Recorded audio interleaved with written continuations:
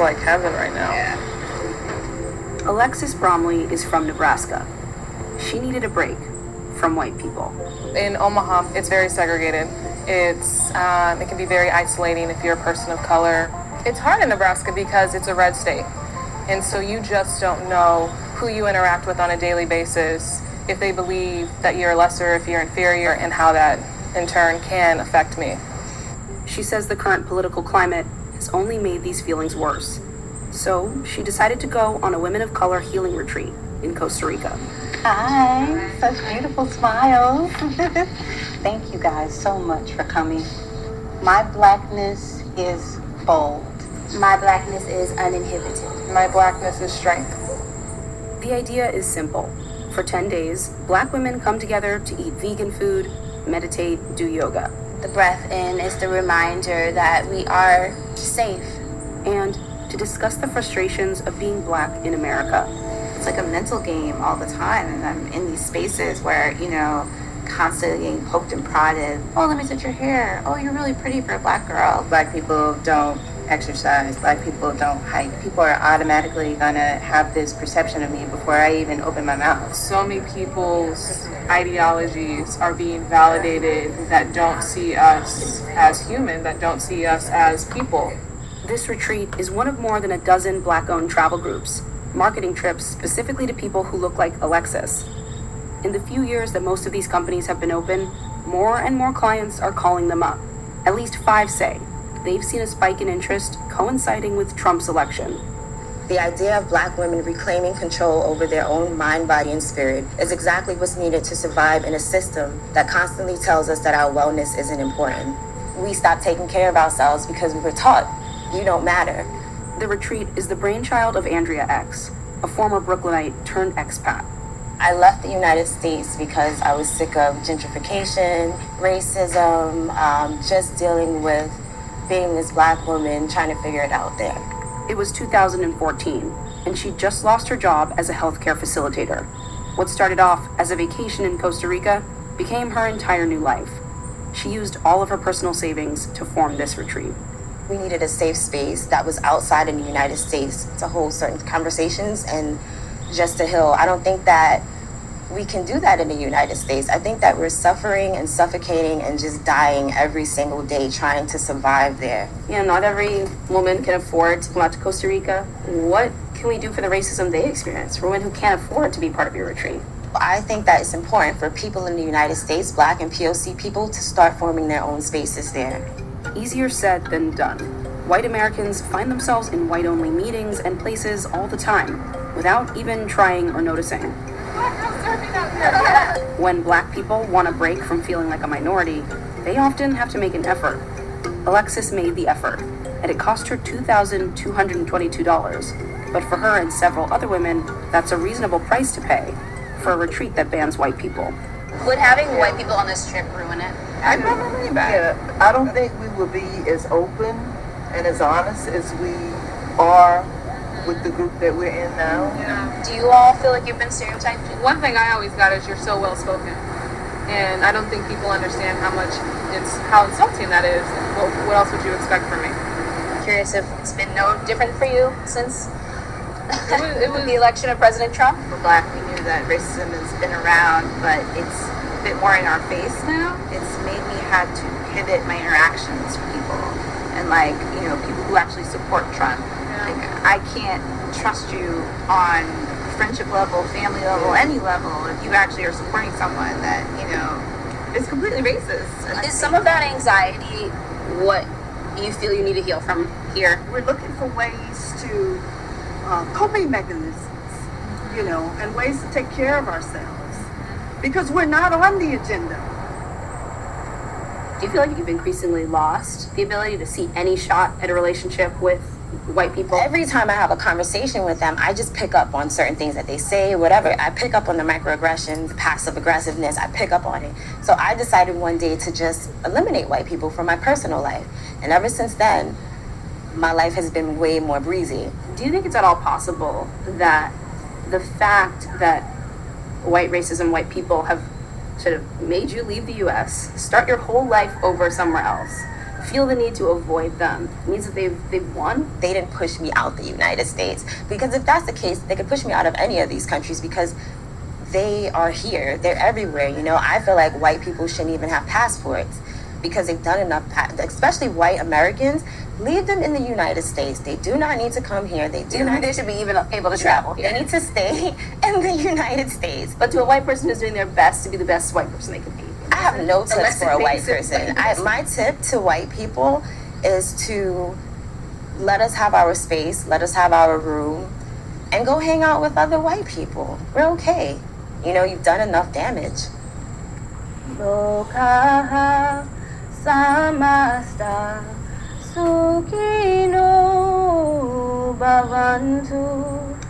This retreat, much to Andrea's dismay, is held at a white-owned resort. That doesn't bother the retreat participants. They haven't cut white people out full-time. But 20 minutes down the road, Andrea and a business partner have quietly invested nearly $100,000 to build up their own private retreat space. This is where we'll have the workshops. Is this just like a long con to start building your own Black nation out in the middle of Costa Rica? It is. Starting with yoga, next there's going to be like a mini government. I don't want to have a mini government, but at the same time, it will be a community of just like Black people living here. What would you say to someone who's like, you know, as nice as this sounds like paradise for Black people, in some ways like it's motivated by the same hate that white people who want to create white nations and white spaces have? I would say it doesn't have anything to do with them. This is about us healing our community. Is it practical to create a Black nation in the middle of a jungle? Or to chase all white people off your property? Probably not, and most Black people don't want to do that. But the feelings of isolation that drove Andrea to build her own community aren't that different from what drove Alexis to this retreat in the first place. Andrea has completely given up on the U.S. I don't blame her. I have been places outside of the U.S. where I have felt more at home and more included than I have ever in my community. Is that an upsetting thing? You know, you say it with like a serene face, but to like go visit somewhere that you're not a citizen of and feel more at home than you do in your own country. Yeah, that's reality. Unfortunately, that's the reality of our country.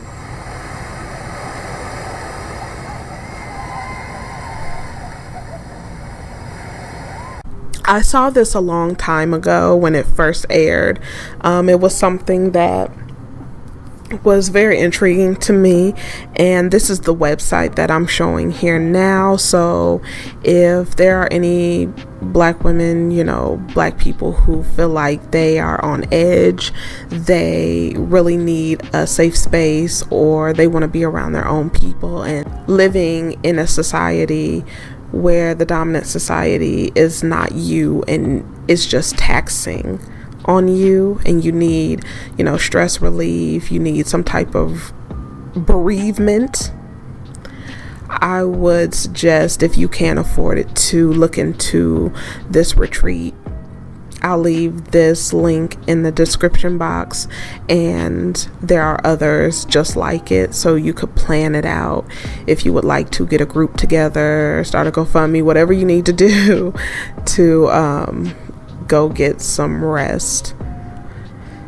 I would say if you can do it, because it is interesting to me, and it would be something that I would love to do myself.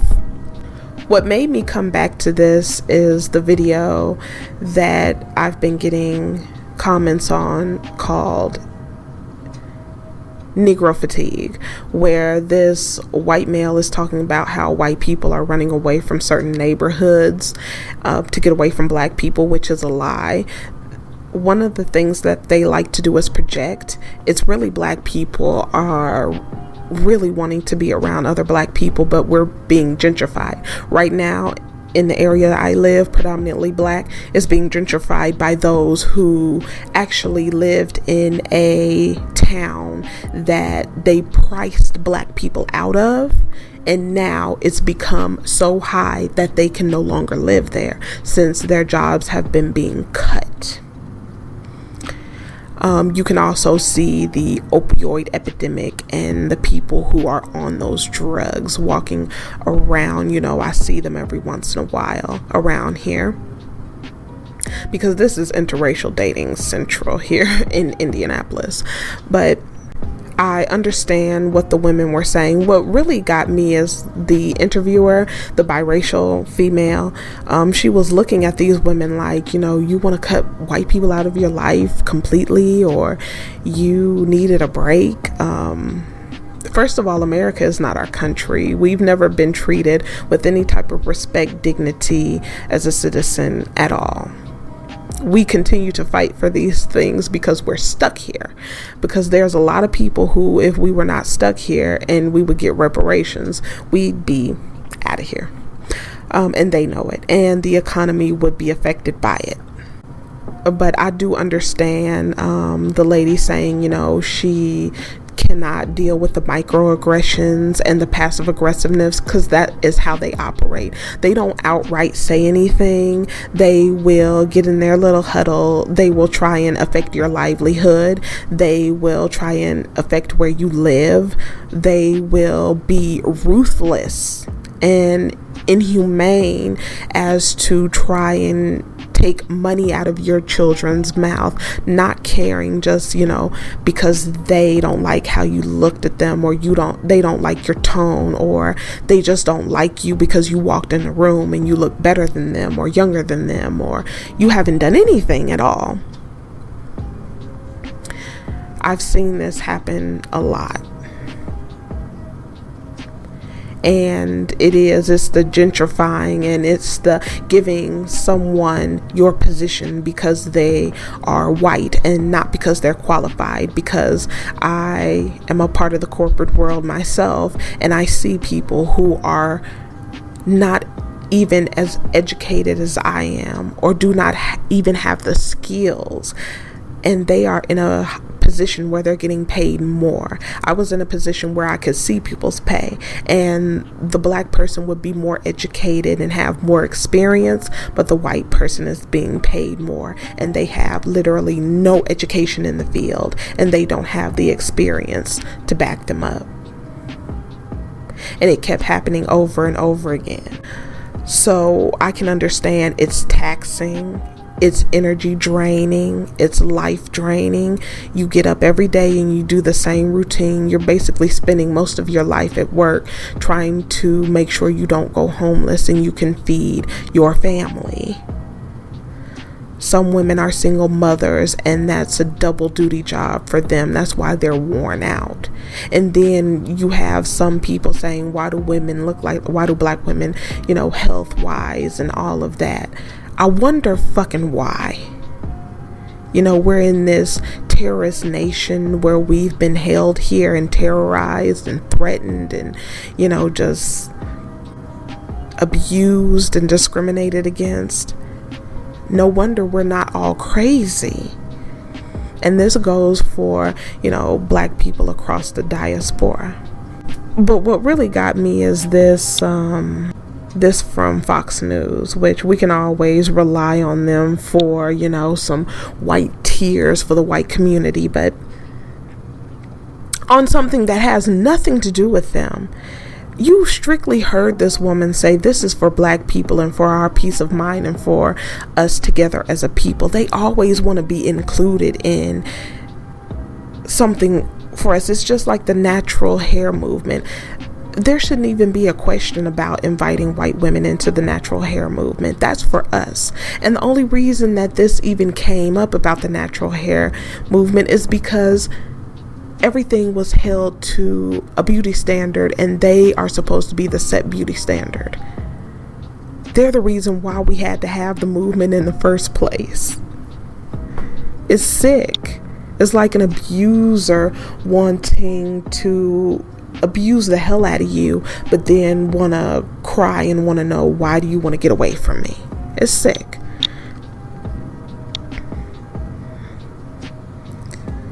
But of course here they want to go into reverse racism, which is a figment of their imagination.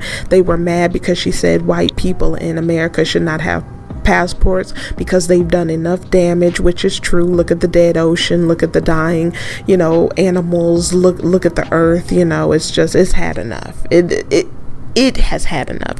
Nature has had enough.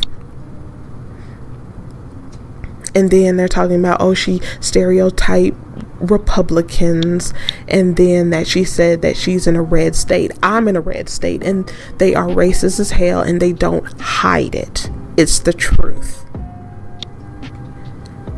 And then we have this whole liberal Republican BS that's going on. I mean, seriously, it's the left and right wing on the same dirty, filthy ass bird. Whoever was so triggered by what was said about the passports, they want to say, if there's a silver lining here, Andrea X, seen below, is no longer in the United States. And I know, and she looks like she's glowing. She looks like she's at peace because she's no longer in the United States and having to deal with the hellishness here. And then they want to question about motivations. It's two things. They want to know why we want to run and why we don't want to be inclusive, because they understand without us the economy would fail. And on the other side, they always think that when we get together in a group, we're planning on doing something to them. Usually we're planning on trying to get out of something or trying to run away from them, and it seems like they don't understand that. And it's because of their guilt. They're fucking guilty. They know they haven't paid reparations and they haven't made anything right, so they're guilty. They are wondering when they are going to get it back. Their forefather stated that he shuddered when he thought about God being a just God and everything that they've done in this nation. So that's where the guilt is coming from.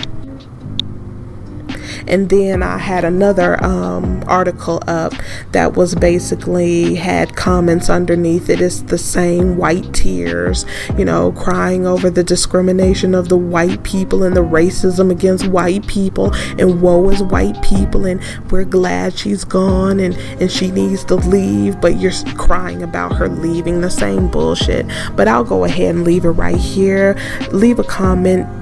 Let me know, do you agree that there should be, you know, a retreat strictly for Black people, or do you think that that's racism in some way? Would you go to a all Black retreat yourself? Are you planning on doing it? Have you went? Go ahead and let me know, and I will see you in the next one.